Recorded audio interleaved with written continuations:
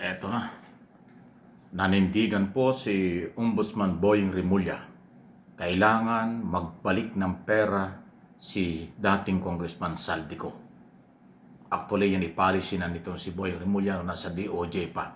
Lahat ng akusado, okay?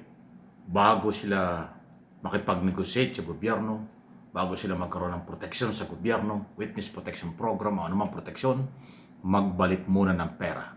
Ibig sabihin nito, seryoso at positibo ang gobyerno dito sa mga inaakusahan sa flood control scam, anomalya, na sila'y nagpayaman.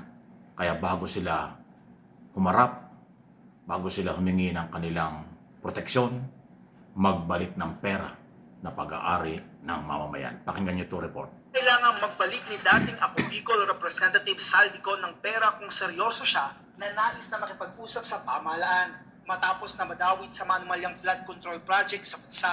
Ito ang binigyang diin ni Ombudsman na Sus Crispin Rimulya kasunod ng mga filler o pagpapatid na nais makipag-usap ni Ko. Sabi ko nga, basta restitution, pag-usapan kagad. Kasi kung talagang willing kayo, then magsauli kayo. Bagamat hindi niya kinakailangan na magkaroon muna ng restitution bago makipag-usap, git ni Rimulya. Kaya lang, that's always part of the opposition.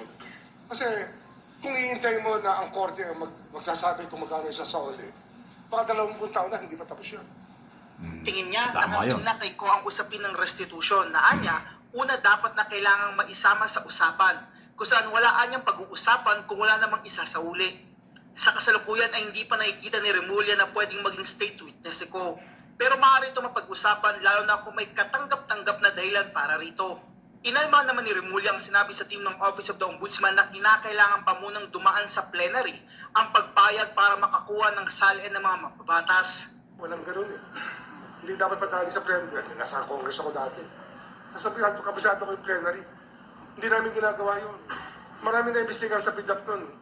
Hindi tumaan sa plenary. Marami kasi nagre-reklamo siguro Congressman, ayaw nila maimbestigahan. Pero tatamaan naman sila eh. Kahit anong gawin mo. Dagdag Ayan, yan o. Si Boying Rimulya, tama naman yun.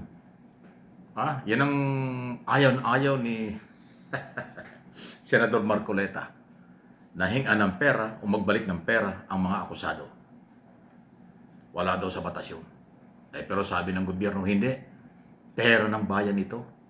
Gusto naming mabawi at mabigyan ng proteksyon ng mamayang Pilipino, magbalik kayo ng pera kahit under investigation pa kayo. Kaya malayo-malayo, iyak naman si Marcoleta rito sa posisyong ito ni Boying Rimulya. Kung yung mga gunita, no, ito ay Secretary pa ng Department of Justice, ginigisa ni Marcoleta sa Blue Ribbon Committee, pero pangiti-ngiti lang si Boying. Siguro sabi ni Boying, position mo lang yan, opinion mo lang yan, hindi ka masusunod. Kami ang masusunod. Ngayon, naging ombudsman na. Ayun, pinatunayan niya.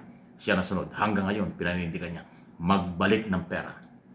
Kasi nga naman, pag na-file ng kaso, at wala pang naibabalik na pera kahit magkaano. Kung inabot nga naman ng 20 years, 10 years ang trial, ay wala na yung pera. Kaya dapat lang talaga, ngayon pa lang. Kasi sa tingin ng gobyerno, swak na swak itong si Saldico at yung iba pa, lalo na yung mga kontraktor at engineer. Kaya nga, ang dami na nagbalik. Pero until now, ayaw yan ni Marcoleta. Patuloy niya pinagtatanggol si Diskaya na huwag daw magbalik at huwag daw hingan ng pera kasi wala daw court order. Anong court order? Nagnakaw sila, nagsamantala sa pera ng bayan, hinihiling na magbalik sila kahit pa paano, kung magkano man, hindi niya magawa. Tapos nahingi ng proteksyon, gagastos pa ang gobyerno para sa witness protection program sa kanya. Tapos walang ibinalik, ay kalokohan talaga yun. Gumaya siya kay Joseph Bernardo, nagbalik ng pera. Engineer Alcantara, at yung isa pang kontraktor, at yung isa pang engineer, nagbalik ng pera. O edi, ayun. At least minabawi na kahit paano. Kahit maliit, pero minabawi. Yun ang gusto ng gobyerno. Kung hindi mabawi lahat, dahan-dahang makabawi.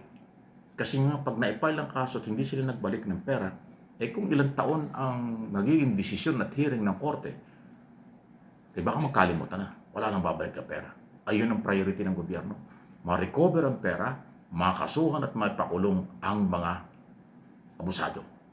Pero merong isang senador, ayaw nung ganun. Napapailin ka na lang. Alam naman natin, ating pinagtatanggol at kinukontra ni Senador Marcoleta ang DOJ, Ombudsman, at yung gusto ni Diskaya ang gusto niyang mangyari. Masa ilalim sa Witness Protection Program nang walang gastos. Wala naman siyang gastos, ibabalik. Nang walang ibabalik na pera. Ay hindi nga yung pwede.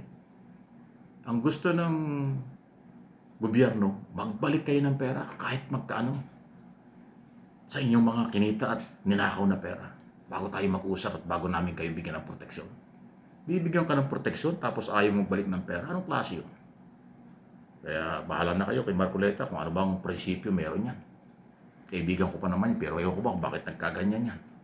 Senador, hindi ho katanggap-tanggap na paraging pinagtatanggol nyo ay ang kontraktor na nagpayaman sa gobyerno. Tapos magbabalik ng pera, ayaw nyo. Ibang klase. Ano po inyong masasabi dyan, mamamayang Pilipino? Ayan, okay? Tuloy tayo sa iba nating mga balita at nagbabantay tayo sa impeachment. Pero mukhang magkakaroon po ng malalaking desisyon. Ibabasura ba o hindi ang impeachment laban kay Pangulong Marcos Jr.? Pag ibinasura ito, good for national security, good for economics, maganda para sa ekonomiya, tourism, national security, at katatagan ng bansa pag binasura. Kasi babalik ang kumpiyansa ng mga negosyante at ng mamamayan. Tuloy-tuloy ang pagbabago. Pagka naman itinuloy, mananatiling merong threat sa national security at political stability. So anong gusto natin? Katahimikan, kapayapaan. Kasi sa ngayon, ayaw kong pangunahan, pero sarili kong opinion, lahat tayo ay entitled sa opinion, ay yung mga ebidensyang sinasabing paglabag sa batas dahil ipinahuli si Duterte kahit may warrant of arrest, wala namang kidnapping, malabo yan na ebidensya. Adik ang Pangulo, kung adik yan, bakit nakakapagtrabaho? Kung korap yan, bakit niya pinatigil ang korupsyon? Yun po yung mga issue. Kung kasapakat yan sa korupsyon, bakit nagkaroon ng Executive Order number 94 para magkaroon ng Independent Commission for Infrastructure Investigation? Yun po yun eh. Kaya tayo mismo na mamamayan sa labas ng Kongreso at labas ng gobyerno, meron tayong magiging sariling interpretation at pananaw dito. Ayan, lahat ay entitled dyan. Pero may limitasyon. Ang desisyon ng Kongreso at Senado, yan ang masusunod. Ang mamamayan naman ay mayroong sapat na boses base sa kaalaman ng kung anong nangyari at nangyayari. At yan naman po ang layunin ng aking mga channel for information and education para hindi nagkakaaligaw-ligaw. Maliban lang kung nagbibingi-bingihan, nagbubulag-bulagan, ako mahirap yun. Huwag na natin pilitin yung ganon. Please like and share ang ating mga topic.